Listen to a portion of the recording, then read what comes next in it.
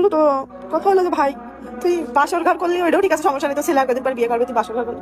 মানুষ কি করে পারে সেম পর্দা দিয়ে, মানে সেম পর্দা সেম বিছানা চাদর দিয়ে বাসর ঘর সাজাতে? আর মানে আলম ভাই, তুমি ভাই এমন একটা জিনিস যে দেখো, তোমার বিয়ের নিউজ আমি করতেছি, তোমার বিয়ের নিউজ, তোমার ওয়াইফের নিউজ আমি করতেছি, মানে এর আগেও করছি। দর্শক শ্রোতা, অবশেষে আমাদের আলম হাসান ভাই, আমি সংসার করার জন্য আসছি। আমি অনেক কষ্ট করছি, আপনারা জানেন কিনা জানি না। আমি তো আগেও আমি বিবাহিত একজন, ডিভোর্সি। আমি নিজে থেকে ডিভোর্স দিছিলাম। অনেকদিন কষ্ট করছি, আমি সংসার করার জন্য চেষ্টা করছি, পারিনি। তবে উনিও অনেক ঠকছে। ওর আম্মু হচ্ছে মহিলা পুলিশ, একটু মনোযোগ সহকারে আপনারা শুনেন। ওর আম্মুর সাথে আমার বিয়েটা হয়েছিল রং নাম্বার একদম। ওর আম্মু কোথা থেকে আমার নাম্বার পাইছিল আমি জানি না। প্রথম ফোন আমাকে দিয়ে বলছিল যে তো মূলত কথা হলো যে ভাই তুই বাসর ঘর করলি ওইটাও ঠিক আছে, সমস্যা নেই, তো ছেলে একদিন পর বিয়ে করবে, তুই বাসর ঘর করলি। বাসর ঘর করেছিস কর, তাদের সমস্যা নেই। কিন্তু সে পুরো রোজার একটা মাস রোজা থাকলাম, মানে 5টা রোজা ভাঙা পড়ছিল, সব রোজাগুলো ছিলাম। রোজার মাসে পর্দাটা নিয়ে দুজন একসাথে যে পর্দাটা নিস, মানুষ কি করে পারে সেম পর্দা দিয়ে, মানে সেম পর্দা সেম বিছানা চাদর দিয়ে বাসর ঘর সাজাতে? আর যারা বাসর ঘর সাজাইছে তাদের কথা বলি, মানে ওই যে ওর মেয়ে পাতারো মেয়ে, ওর মেয়ের নাম মিতু। মিতুর পরে ওদের বাসা কেউ দেখতে পারতো না, আমি চুরি করে কথা বলতাম, ওদের বাসায় যেতে দিত না। ওই মিতু শর্মিলার সাথে কথা বলতো, আমার সাথে ভালো সম্পর্ক ছিল। তারপরে মানিকের আমি অনেক বেশি ভালো জানতাম। তো তারা কিভাবে পারলো হাসতে হাসতে বাসর ঘর সাজাতে? মানে এরা সবাই গিরগিটির মতন রং বদলাই। আসলে আমি কাঁদছি আসলে ওখানে যাওয়ার জন্য না বা কোনো কিছু না ভাই, সবাই সব জায়গায় সবার জায়গা থেকে সংসার জীবনে, মানে আপনারা যারা কমেন্টস করেন যে আপনার কেন চলছে বা আপনি সংসারে আসছেন কেন, হ্যাঁ তার সাথে তো ফিরে যাওয়ার জন্য মানুষ কাঁদে না। মানুষ কাঁদতে আসলে যে একটা মানুষ পুরো পরিবার কিভাবে অভিনয় করতে পারে, পুরো ফ্যামিলি ভাই। তো আমি তো ফিরে যাওয়ার জন্য কাঁদছি না, আমি কাঁদতে আসলে আমার জন্য নাকি 2 মাস খাওয়া দাওয়া করিনি। আমারও নিতে চেয়েছে, ডিভোর্সের পর আমাকেও নিতে চেয়েছে, শর্মিলাকেও নিতে চেয়েছে, কিন্তু যখনই দেখেছে আমরা কেউই যাইনি, তখন আরেকজনের বউ বের করে নিয়ে চলে আসছে। আসলে আমি বলতে চাই যে মানে ভালোবাসার কথা বলে মানুষই বলে। আমি আমি খুব সহজে কান্দা মেয়ে না, আমি খুব সহজে ভেঙে পড়া মেয়ে না, আমি খুব সহজে ভেঙে পড়ি না। কিন্তু ভেঙে গেল তো বিয়ে করতে তাও বিশ্বাস করিনি। বিয়ের পরের দিন থেকে আমি আর ঘুমাতে পারি, আমি বাদ পাইও কাঁদতে পারি না, আমি ঘুমাইও না। তো যাই হোক, এতগুলো মেয়ের জীবন নষ্ট করে কেউ কখনো ভালো থাকতে পারবো না। দোয়া করি যে মেয়ে আসছে তাকে বলি যে সবকিছু জেনে শুনে তার কিছু মিলিয়ন মিলিয়ন বিয়েও দেখে তুমি তার লাইফে এসেছো, তোমার কখনোই ভালো হবে না। আর একটা স্বামী ছেড়ে এসেছো, আমার ডিভোর্স হয়েছে, আমার স্বামীর সাথে আমার সম্পর্ক ছিল, আমি যেতে চাইছিলাম, তুমি এসেছো ভাই, তোমার কখনোই ভালো হবে না। কারণ তুমি আমার সংসার ভাঙনি ঠিক আছে, কিন্তু আমার স্বামীর সাথে তোমার কন্ট্যাক্ট ছিল, কোনো না কোনো ভাবে তো সম্পর্ক ছিল। আদারের সময় দোয়া করি, তারপর আলমের জন্য ওই মেয়ে নিয়ে থাক, ওই মেয়ে নিয়ে সংসার করুক। আমি কান্নাকাটি করি কিন্তু কোনো ভিডিও করিনি, কারণ এসব ভিডিও টিডিও করলে মানুষ কয় যে তোর যদি এখন কেন কান্নাকাটি করছো, ফিরে যাওয়ার জন্য। সম্মানিত দর্শক, বহুল আলোচিত একজন কন্টেন্ট ক্রিয়েটর আলম হাসানকে আপনারা সবাই চিনেন। এই আলম হাসানের পঞ্চম স্ত্রীর মুখ থেকে আজকের এই তথ্যগুলো জানার পর রীতিমতো আপনারা অবাক হবেন। চলুন দর্শক, কথা না বেরিয়ে সম্পূর্ণ আগে এই মেয়েটার মুখ থেকে আমরা তার তথ্যগুলো জানবো। এই পুরো বিষয়টা শোনার পর আমরা ভিডিওর লাস্টে কথা বলবো। বিশ্বাস করে নেই, আজান দিয়েছে, আজান দিয়ে তো মানুষ মিথ্যা বলে না, ফিরে যাওয়ার কোনো ইচ্ছা নেই। কষ্ট একটাই, আসলে আর কত মেয়ে জীবন নষ্ট হবে বলেন? আর ওই মেয়ে জেনেছিল স্বামী ছেড়ে কেন আসলো? আমার তো এরকম না, ডিভোর্স হয়ে গিয়ে তারপরে তো কন্ট্যাক্ট ছিল, সব কিছু শেষ করে দিল ওই মেয়েটা এসে। সব ভালো থাক, দোয়া করি। আমি সংসার করার জন্য আসছি। আমি অনেক কষ্ট করছি, আপনারা জানেন কিনা জানি না। আমি তো আগেও আমি বিবাহিত একজন, ডিভোর্সি। আমি নিজে থেকে ডিভোর্স দিছিলাম। অনেকদিন কষ্ট করছি, আমি সংসার করার জন্য চেষ্টা করছি, পারিনি। তবে উনিও অনেক ঠকছে। তখন ভেবেছিলাম যে উনিও ঠকছে, আমিও ঠকছি, হয়তো আমাদের সংসারটা সুন্দর হবে। সংসার সুখের হয় রমণেরই গুণে, দুজনেরই গুণে। দুইজনেরই গুণে, শুধু একজন ভালো হইলে হয় না। দুইজনের গুণে সংসার সুখের হয়। আজ আপনি কোনো টাকা আলম ভাইকে দিয়েছেন? আমার ব্যালেন্স জিরো, সবসময় সারা জীবন জিরো। আমার ব্যালেন্স একদম জিরো।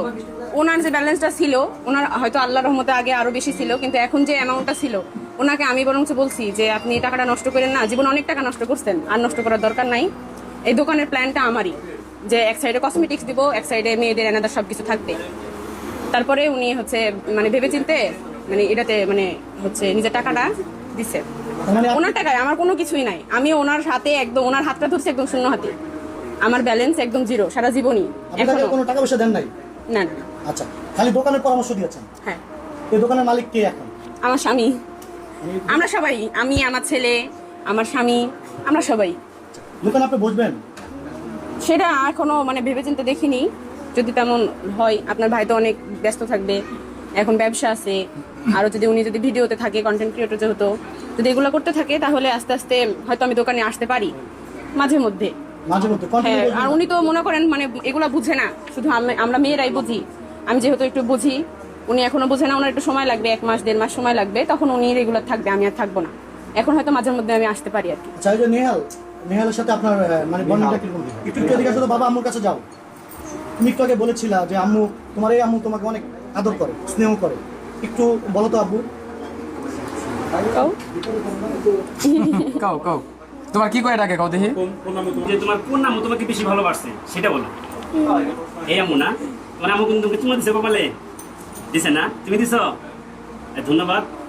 আচ্ছা, ভাবির কাছে আমরা একটা প্রশ্ন এই পর্যন্ত আলম হাসান ভাইকে অনেকেই ঠকিয়েছে বিভিন্ন কায়দায়। এটা কতটা পুরুষ, আমরা অনেক সময় দেখি যে নারীর পক্ষে কথা বলি, কিন্তু কেউ কখনো ছেলেদের পক্ষে কথা বলি না।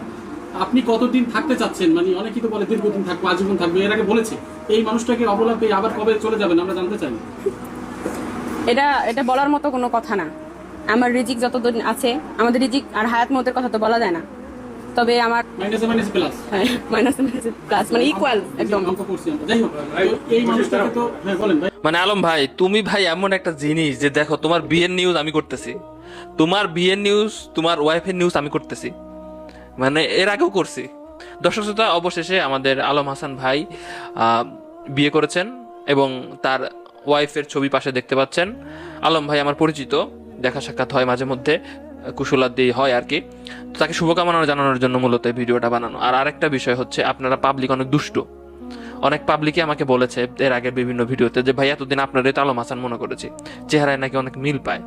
এই কথা যদি আমার ফ্যামিলির মানুষজন জানে, আমার এলাকার মানুষজন যদি বিশ্বাস করতো, তাহলে আমার এলাকায় যাওয়া মুশকিল হয়ে যেত ভাই। তো আলম ভাই একটা সঠিক টাইমে তার যে সর্বশেষ স্ত্রীকে নিয়ে সামনে এসেছেন, এটা খুব ভালো বিষয় যে আলম ভাই কিন্তু কন্টেন্ট ক্রিয়েশন এখন বর্তমানে ভাই ধ্বংসের পথে। এখন বর্তমানে ফেসবুকে বা ইউটিউবে মানুষের ভাবতে হয় যে আসলে এখানে আমরা থাকবো কিনা, সবাই এক ধরনের ব্যবসায় ঝুঁকতেছে। আলম ভাইও একটা দেখলাম যে দোকান নিয়েছে এবং সেইখানে দোকান সাজাচ্ছে, এতদিন যাবত হয়তো দোকানের উদ্বোধন হলো কিনা জানি না, আজকে মনে হয় দোকানের উদ্বোধন হইতে পারে।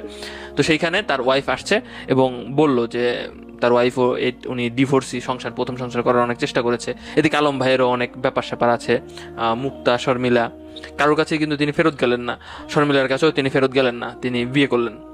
এবং তার ফার্স্ট ওয়াইফের কথাও আছে যে বিডিআরের ওই ব্যাপার স্যাপার আছে এবং মাঝে অনেকগুলো একটা ঝামেলা হয়েছে।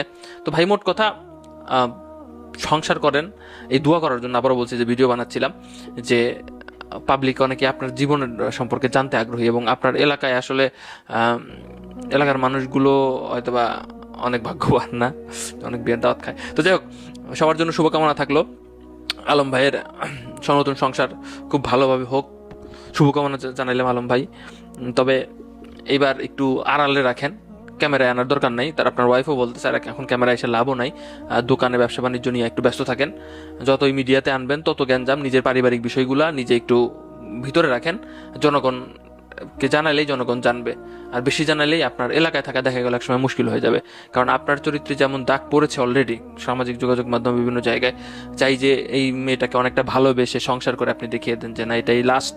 যদিও বা ভাবি আমাদের বলছে যে বিয়ে যেহেতু করেছি সংসার করব, এটাই লাস্ট, সেটাই আমরা আসলে দেখতে চাই।